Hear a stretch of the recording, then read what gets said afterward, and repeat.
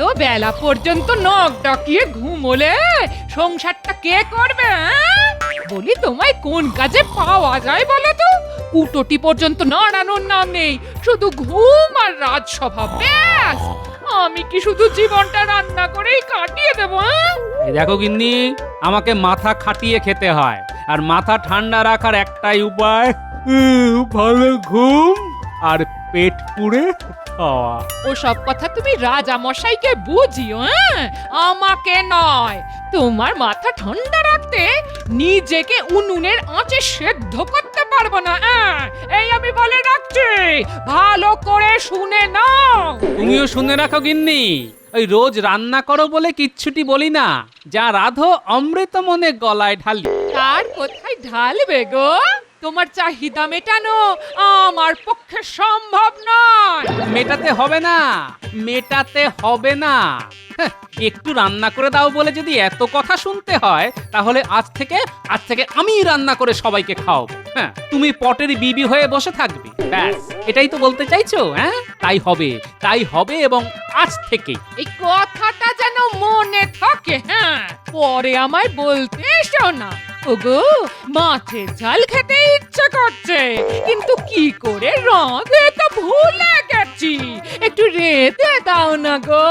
এই তখন কিন্তু কিচ্ছুটি শুনবো না, এই কথা কান পেতে শুনে রাখো। হ্যাঁ, তোমার বচন যা মধুর, তা না শুনলে কানে তালা পড়ে যাবে না? মনে থাকে যেন কথাটা।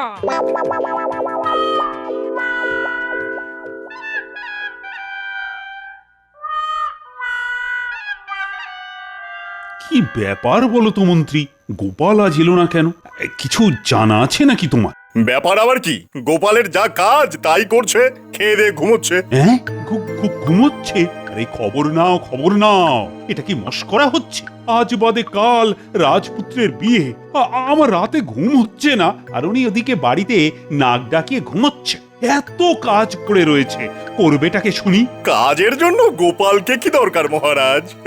ও থাকলেই বরঞ্চ সব গুবলেট হয়ে যাবে। ঠিক আছে, গোপালকে না হয় কোনো কাজেই লাগালাম না, কিন্তু বিয়ের কথা জেনেও সে আসছে না কেন, সেটা তো আমার জানা দরকার। কালকেই আপনাকে খবর দিতে পারবো। আমি নিজে গিয়ে দেখে আসছি ও সভায় না এসে ঘরে কি করছে। হ্যাঁ, কি গো গোপাল গিন্নি, তোমার কর্তার খবর কি? আর বলো না ভাই, এখন মাথায় রান্নার ভূত ঢুকেছে। হ্যাঁ, বলো কি গো, রান্না উনি শিখলেন কি করে? জানি না গো, আমি তো বাবা কোনো দিনও শেখাইনি, কিন্তু নুন ঝাল মিষ্টির পরিমাণে এত নিখুঁত যে তুমি ভাবতেও পারবে না। দাঁড়াও, আমিও আমার কর্তাকে রান্না করতে বাধ্য করব। দিনের পর দিন তো এটা চলতে পারে না। আমরাই শুধু রেঁধে যাব আর ওনারা বসে বসে খাবেন। না, এটা চলতে পারে না। না, এটা চলতে পারে না। আমিও আমার স্বামীকে রোজ রান্না করাবো, দেখি কি করে আমার কথা অমান্য করলে আমিও দেখে নেব। কিছু খেতে দাও বউ, বড্ড খিদে পেয়েছে যে। পারবো না, নিজে নিয়ে খাও। কি বলছো তুমি? স্বামীকে খেতে দেবে না? কাল থেকে আমাকে রান্না করে খাওয়াতে হবে, বুঝেছো? আমি তো কিছুই বুঝতে পারছি না। আরে তোমার হলোটা কি? যাও, গোপালকে দেখে এসো, সে তার গিন্নিকে রেঁধে খাওয়াচ্ছে রোজ। কাল থেকে তোমাকেও করতে হবে। হ্যাঁ, হ্যাঁ, আমি করব রান্না? রাজ্যের মন্ত্রী রান্না করে বউকে খাওয়াবে? জীবনে এই কথা কোথাও শুনেছ? হ্যাঁ, শুনি কি না শুনি সেটা তোমার দেখার বিষয় নয়। আমার এক কথা, গোপাল যদি পারে তুমিও পারবে।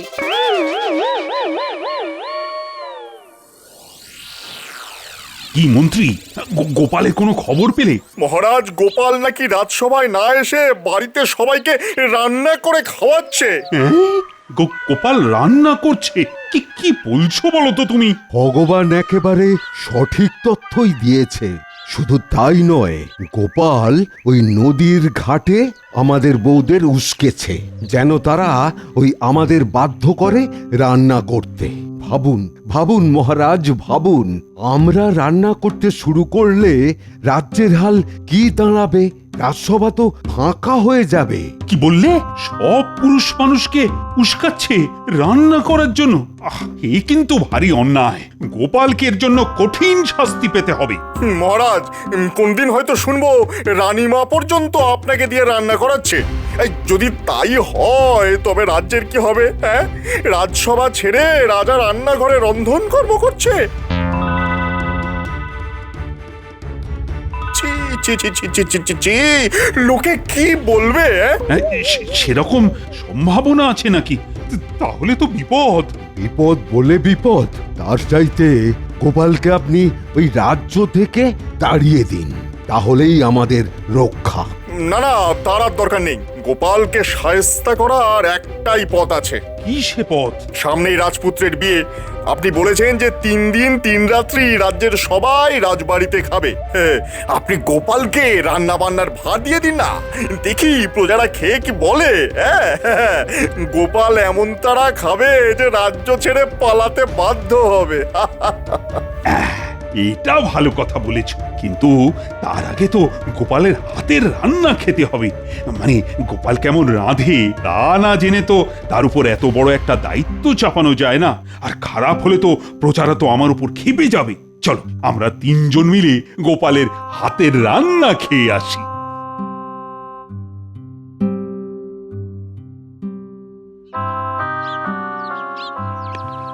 আরে মহারাজ, আপনি স্বয়ং আমার বাড়িতে, কি ভাগ্য আমার। শুনলাম তুমি নিজের হাতে রান্না করছো, আর আমরা সেই খাবার থেকে বঞ্চিত হব, তা তো হতে পারে না। দাও দাও দাও, আমাদেরও খাওয়ার ব্যবস্থা করো। ওরে ওরে পুটিয়ে, অতিথিদের জন্য কাঁস আর থালা বাসন বার করে ধুয়ে দে না রে মা। না না, এমনি বাসনই দাও। আমরা তো শুধু একটু চেখে দেখব যে গোপাল কেমন রাঁধে। তাহলে এই কলা পাতাতেই দিই। বাহ বাহ বাহ বাহ, বাহ বাহ বাহ, কি অপূর্ব রান্না। রাজবাড়িতেও এমন রান্না হয় না। আরে গোপাল, তুমি তো একেবারে পাক্কা রাঁধুনি। তা তোমার এই গুণের কথা তো আমার জানা ছিল না গোপাল। আহা, গোপালের রান্না যেন অমৃত সমান। মহারাজ, আপনার পুত্রের বিয়ে উপলক্ষে যে ভোজের আয়োজন করা হয়েছে তার রান্নার ভার গোপালকে দিয়ে দিন না, সবাই খেয়ে একেবারে ধন্য ধন্য করবে। হ্যাঁ,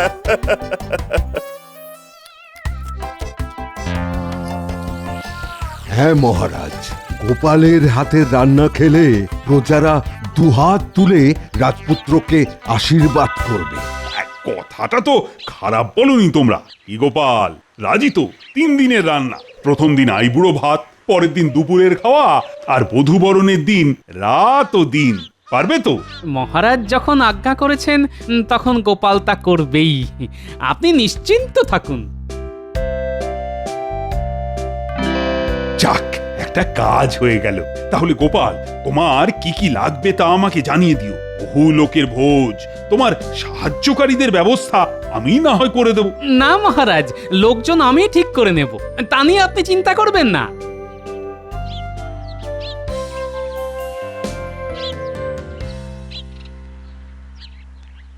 ভগবান ভালোই খেলাটা খেললো। ঠিক আছে, আমার নামও গোপাল। শোন ন্যাপলা, গুলটে, মনে হচ্ছে এর পেছনে ভগবানের হাত আছে। তোরা ওর বাড়ির উপর নজর রাখবি, সঙ্গে বটা ঘটাও আছে, বুঝলি? সাবধানের মান নেই। শোন বটা, আজ গোপালকে এমন ভাবে ফাঁসিয়েছি না যে তার আর নিস্তার নেই। এবার ওকে প্রজারাই রাজ্য ছাড়া করবে। হ্যাঁ, আরে আপনার বুদ্ধি বলে কথা, গোপালকে প্রজারা পিটিয়ে দিলে ও নিজেই রাজ্য ছেড়ে চলে যাবে। তা বুদ্ধিটা কি শুনি? মহারাজ গোপালকে ছেলের বিয়ে রান্নার ভার দিয়েছেন, তোদের কাজ হবে সেই রান্না পণ্ড করে দেওয়া, বুঝলি? তা কি করে করব? গোপালের সহকারী হয়ে তোদের ওই দলে ভিড়ে গিয়ে রান্নায় গুচ্ছের নুন মিশিয়ে দিতে হবে, যাতে কেউ মুখেই তুলতে না পারে, বুঝলি?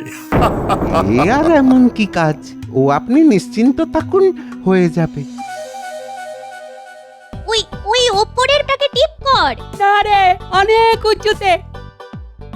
একটা কাজ করি, আমি গাছের ওপর উঠে দেখি পারা যায় কিনা।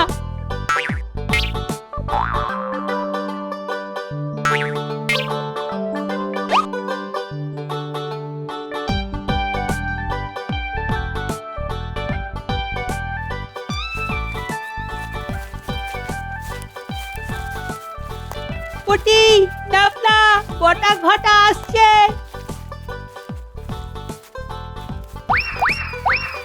এই মন্ত্রী ভগবান কিন্তু জব্বর একটা বুদ্ধি খাটিয়েছে, কি বলিস? হ্যাঁ, এবারেরটা জব্বর বটেই। ভগবানের কি বুদ্ধি রে! গোপাল রান্নায় নুন দেবেই, আর আমরা সেই নুনের ওপরে নুন চাপিয়ে দেব। কেউ আর মুখ তুলতে পারবে না। একেবারে মোক্ষম বুদ্ধি। চল বাজার থেকে নুন জোগাড় করি। চল চল, সেটাই ভালো। হ্যাঁ, সেটাই ভালো। শুনলি কথাটা? চল তাড়াতাড়ি দাদুকে গিয়ে জানিয়ে আসি।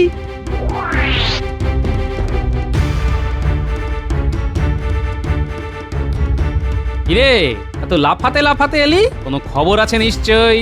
আচ্ছা দাদু, বটার ঘটার মুখ থেকে নিজের কানে শুনে এসেছি। তাহলে দেরি করছিস কেন? তাড়াতাড়ি বলে ফেল। ও, এই বুদ্ধি খাটিয়েছি? হেহ, এটা কোনো বুদ্ধি হলো? সে আমরা জানি দাদু, বুদ্ধিতে যে ভগবান তোমার কাছে বাচ্চা, তার অনেক প্রমাণ তো পেলাম। তবে এই খবরটা আমার জানা খুব দরকার ছিল।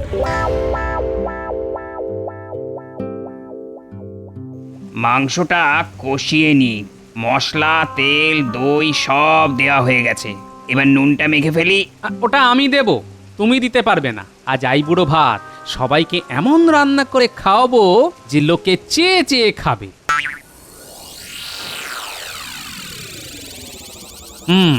বুঝেছি, এরা ভগবানের লোক। বেটাদের আগে কখনো দেখিনি, নিশ্চয়ই নুন মেশাতে এসেছে। আচ্ছা, আমিও গোপাল, দেখি ওদের কত বুদ্ধি।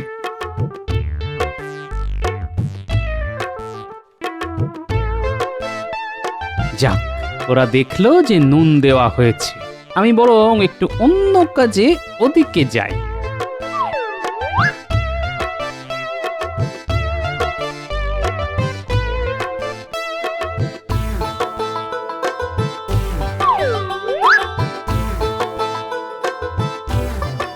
গোপাল এখন নেই, এই সুযোগ।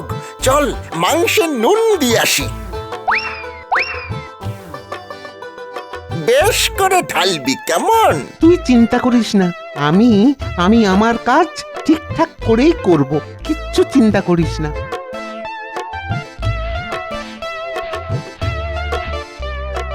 এবার দেখি গোপালের রান্না খেয়ে কে কি বলে।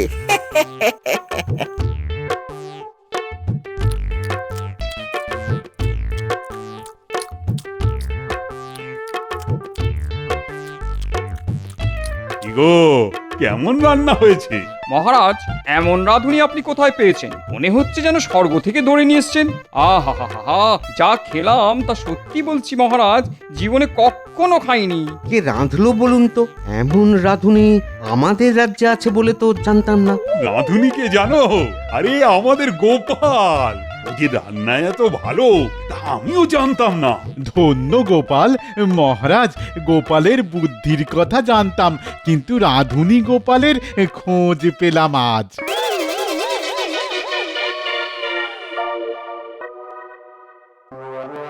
ভাগ্যিস গোপাল ছিল, তাই সবকিছু উতরে গেল।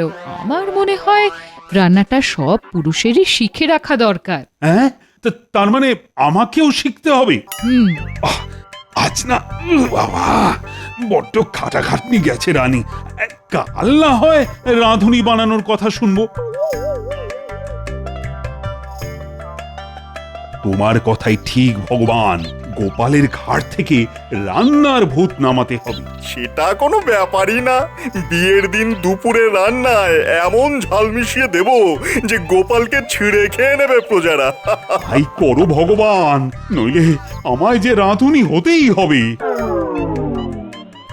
কি আহামক রে তোরা, নুন বেশি করে মেশাতে পারলি না? হ্যাঁ, আরে গোপাল যে নুন একেবারেই দেয়নি তা জানবো কি করে?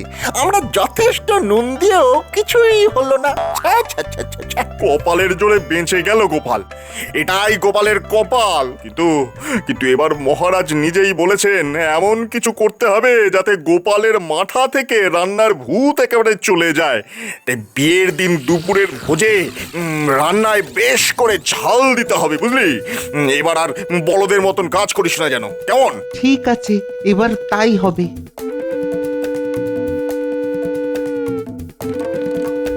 শুনলি, এবার ঝাল মেশাবে। এক্ষুনি দাদুকে তা জানাতে হবে। চল চল। দাদু, এই মাত্র শুনে এলাম কালকের দুপুরের ভোজে ওরা নাকি ঝাল মেশাবে। এমন ঝাল দেবে যে লোকে নাকি কাঁদতে কাঁদতে বাড়ি ফিরবে। শোন উল্টে, তোরাও তো নিমন্ত্রিত। তোরা আমার কাছাকাছি থাকবি। চিংড়ি মাছ দিয়ে এঁচোড়ের ঘন্ট রাঁধবো। তোরা এসে বারবার আমার কাছে খেতে চাইবি। আমি একটুখানি খেতে দেবো। তোরা খেয়ে বলবি, উফ কি ঝাল দিয়েছো দাদু, কেউ খেতে পারবে না। আমি বলবো, যা তো, রান্নার সময় বিরক্ত করবি না। তোদের জন্যই আমার সব মনোসংযোগ নষ্ট হয়ে যাচ্ছে। ঠিক আছে? ঠিক আছে দাদু, তাই করব। আর নজর রাখবি বটা আর ঘটা কোথায় আছে। ওরা রান্নার কাছে এলেই তোরা চলে আসবি, বুঝেছিস? বুঝেছি বুঝেছি।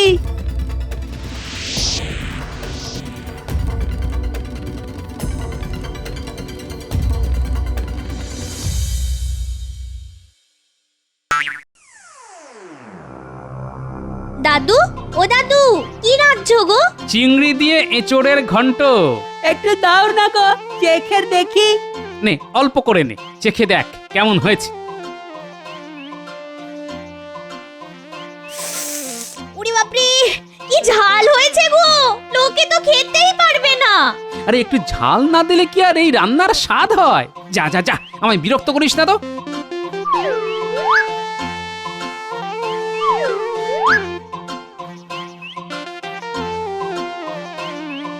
চল রে ঘটা, এবার ঝাল ঢালার সময় হয়ে গেছে।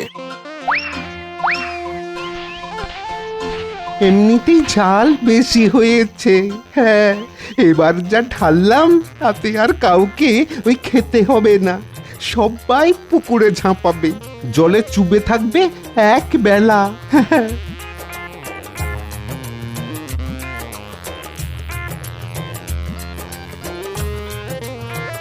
প্রথমেই বলে রাখি, এচোড়ে আজ ঝালটা বেশি দিয়ে ফেলেছে গোপাল। ওকে আর রান্না করতে দেব না, অনেক হয়েছে। এভাবে কেউ ঝাল দেয়? ঝাল? মহারাজ কি বলছেন? এমন পরিমাণ মতন ঝাল আগে কখনো খাইনি।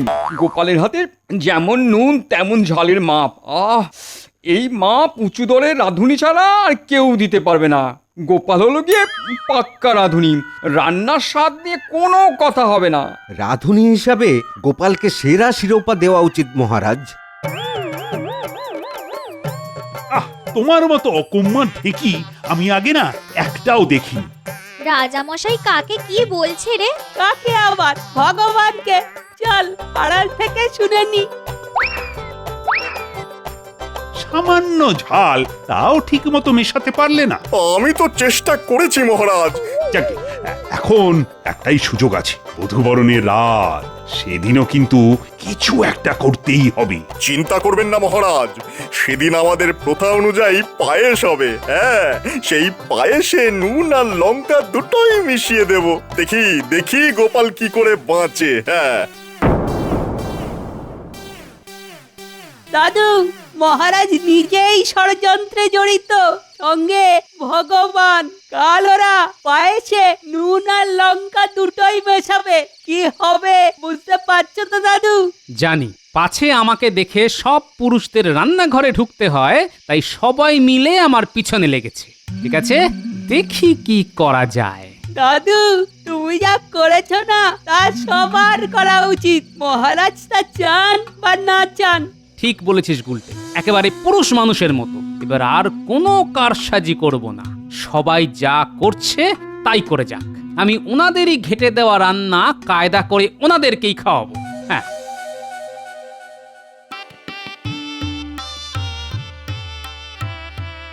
আগে আমি এই কদিন রান্না করে এক মন্ত্রপুত পায়েস বানানো শিখেছি।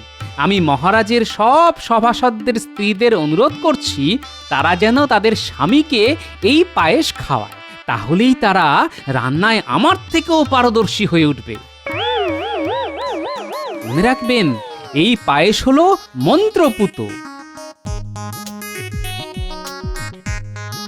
এই যে মন্ত্রী মশাই আসুন, সবার আগে আপনি খেয়ে দেখুন মন্ত্র বলে রান্না শিখতে পারেন কিনা।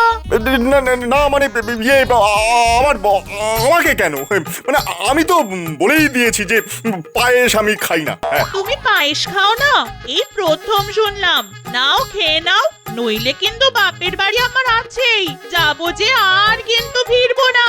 এসো, পায়েসটা লক্ষ্মী ছেলের মতো খেয়ে নাও তো, দেখবে শুধু রান্না করতে ইচ্ছে করবে। মহারাজ, আপনিও বাদ যাবেন কেন? আসুন না, আপনিও পায়েস খান।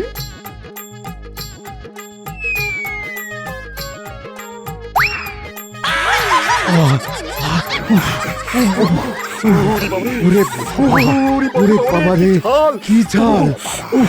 কি ঝাল রে, মরে গেলাম রে, চলে গেল চলে গেল চলে গেল। জল খাবো, কি ঝাল, কি ঝাল!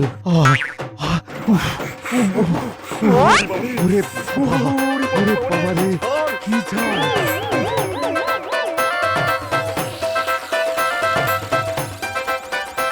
এই কেমন বুঝলেন? হ্যাঁ, গোপালের সঙ্গে চালাকি করা খুব সহজ কাজ নয়, বুঝলে?